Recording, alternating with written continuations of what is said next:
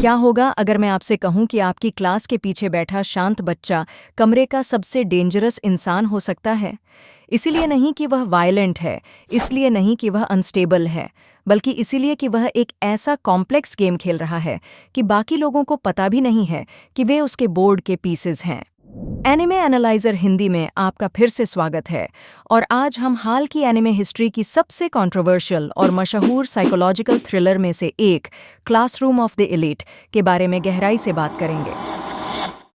और हाँ, हम सिर्फ सीजन 1 की बात नहीं कर रहे हैं। हम तीनों सीजन्स, अयानो कोजी क्योताका की पूरी जर्नी और Tokyo metropolitan advanced nurturing high school के ब्रूटल सोशल एक्सपेरिमेंट को कवर करेंगे।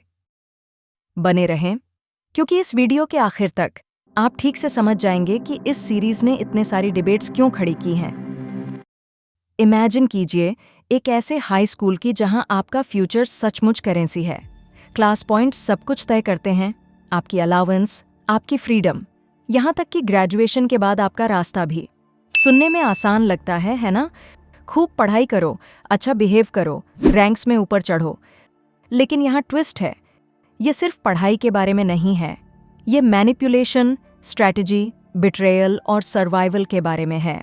हमारा प्रोटैगनिस्ट अयानो कोजी क्योताका इस प्रेशर कुकर में एक ही गोल के साथ एनरोल करता है, एक normal, peaceful, high school life जीना। वह शांत है, काल्म है, जानबूझकर हर तरह से एवरेज है। क्लासरूम ऑफ द एलीट को इतना खास यह बात बनाती है कि कुछ भी वैसा नहीं है जैसा दिखता है। हर मुस्कान के पीछे कोई ना कोई कैलकुलेशन छिपी है, हर दोस्ती एक टूल हो सकती है और हर एग्ज़ाम एक बैटलफील्ड है जहां स्टेक्स ग्रेड्स से कहीं ज़्यादा होते हैं। यहीं से चीज़ें इंटरेस्टिंग हो जाती हैं। अगर आपने सिर्फ सीज़न 1 देखा है तो आपने सिर्फ एक झलक देखी है। सीज़न 1 2017 में आया था और इसने बुनियाद रखी। इसने हमें इस अजीब सिस्टम से मिलवाया, हमें हिंट्स दिए कि अयानो कोजी जितना दिखता है उससे कहीं ज़्यादा हो सकता है। लेकिन फिर 2022 में सीज़न 2 आने से पहले 5 साल का गैप था और जब यह वापस आया तो सब कुछ बदल गया। सीज़न 2 और 3 में क्लासरूम ऑफ द एलीट एक दिलचस्प स्टोरी से बदलकर सच में ज़बरदस्त बन जाता है। स्पेशल एग्ज़ाम ज़्यादा मुश्किल, ज़्यादा क्रूल, ज़्यादा साइकोलॉजिकल हो जाते हैं। हम देखते हैं कि यह स्कूल अपने स्टूडेंट्स से क्या चाहता है। फिजिकल कॉम्पिटिशन्स दिमागी लड़ाई के साथ मिल जाते हैं, अलायंसेस बनते हैं और टूटते हैं। और अयानो कोजी, वह इतना दिखावा करना बंद कर देता है। हर सीज़न व्हाइट रूम के बारे में और बताता है। यह अयानो कोजी के पास्ट की मिस्टीरियस फैसिलिटी है जिसने उसे आज ऐसा बनाया है। हमें पता चलता है कि ऐसे ही बैकग्राउंड्स के और भी स्टूडेंट्स हैं। हर किसी का अपना ट्रॉमा और कैपेबिलिटीज़ है। कैरेक्टर डायनामिक्स तेज़ी से बदलते हैं। हॉरिकिता एक शांत, आइसोलेटेड जीनियस के तौर पर शुरू होती है जो मानती है कि इंडिविजुअल मेरिट ही सब कुछ है, और एक लीडर के तौर पर उसकी जर्नी देखना सच में इस सीरीज़ की सबसे बड़ी स्ट्रेंथ्स में से एक है। कुशिदा का दिखावा कमज़ोर पड़ने लगता है। रियूएन अपनी अजीब फिलॉसफी के साथ एक डरावने एंटागोनिस्ट के तौर पर खुद को इस्टेब्लिश करता है। और स्पेशल एग्ज़ाम्स, वे बहुत खतरनाक हो जाते हैं। बिना कुछ स्पॉइल किए बस इतना कह सकते हैं कि यह सीरीज़ हदें पार करने से नहीं डरती। बिना आबादी वाले आइलैंड्स पर सर्वाइवल एग्ज़ाम्स, वोटिंग कॉन्टेस्ट्स जो स्टूडेंट्स को अपने ही क्लासमेट्स को निकालने पर मजबूर करते हैं। आइए बात करते हैं कि क्लासरूम ऑफ द एलीट क्या अलग करता है, क्योंकि यह सिर्फ एक और हाई स्कूल एनिमे नहीं है जिसमें कोई चालाक आइडिया हो। सबसे पहले, साइकोलॉजिकल डेप्थ। ये इस बारे में नहीं है कि कौन ज़्यादा स्ट्रॉन्ग है या कौन ज़्यादा ज़ोर से चिल्ला सकता है। ये लोगों को जानने, उनके मोटिवेशंस को समझने, उनकी कमज़ोरियों का फ़ायदा उठाने के बारे में है। अयानो कोजी एक ऐसे लेवल पर काम करता है जो सच में परेशान करने वाला है, क्योंकि उसके मैनिपुलेशंस इतने क्लियर, इतने परफेक्टली बनाए होते हैं। वह सिर्फ ओपोनेंट्स को हराता नहीं है, वह ऐसे सिनेरियोज बनाता है जहां वे खुद ही हार जाते हैं, यह सोचते हुए कि वे जीत रहे हैं। एनिमेशन क्वालिटी, खासकर स्टूडियो लर्चे के सीज़न 2 और 3 में, तारीफ के काबिल है। कैरेक्टर डिज़ाइंस शार्प हैं, स्पेशल एग्ज़ाम देखने में एंगेजिंग हैं, और इसमें शैडोज़ और लाइटिंग का लगातार इस्तेमाल होता है जो साइकोलॉजिकल टेंशन को बढ़ाता है। अयानो कोजी की बेजान घूरती नज़र एक वजह से आइकॉनिक बन गई है। वह सीज़न 2 की ओपनिंग, ज़ेक्यू का डांस इन द गेम, ये सीरीज की चेस मैच मेंटालिटी को पूरी तरह से कैप्चर करता है। लेकिन यहाँ वह चीज़ है जो इसे सच में अलग बनाती है, मॉरल अनसर्टेनिटी। यहाँ कोई हीरोज नहीं है।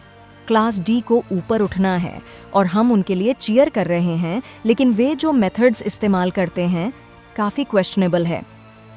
अब आइए उस बड़ी बात पर आते हैं, क्योंकि classroom of the elite controversial है और ऐसा न होने का दिखावा करना गलत होगा। सबसे बड़ी आलोचना खुद प्रोटैगनिस्ट। それだ理由 अयानो कोजी को लगभग सुपर ह्यूमनली कॉम्पिटेंट के रूप में लिखा गया है। वह हमेशा 3 कदम आगे रहता है, उसे कभी सच में चैलेंज नहीं मिलता, वह कभी फेल नहीं होता। कुछ व्यूअर्स के लिए यह उसे एक दिलचस्प एंटी हीरो बनाता है, दूसरों के लिए यह उसे इनसफरेबल बनाता है। एक गैरी स्टू जो इसलिए जीतता है क्योंकि स्टोरी की डिमांड है, न कि असल में क्लेवर राइटिंग की वजह से। फिर फीमेल कैरेक्टर्स के साथ जैसा बर्ताव किया गया है, उसने सही डिबेट छेड़ दी है।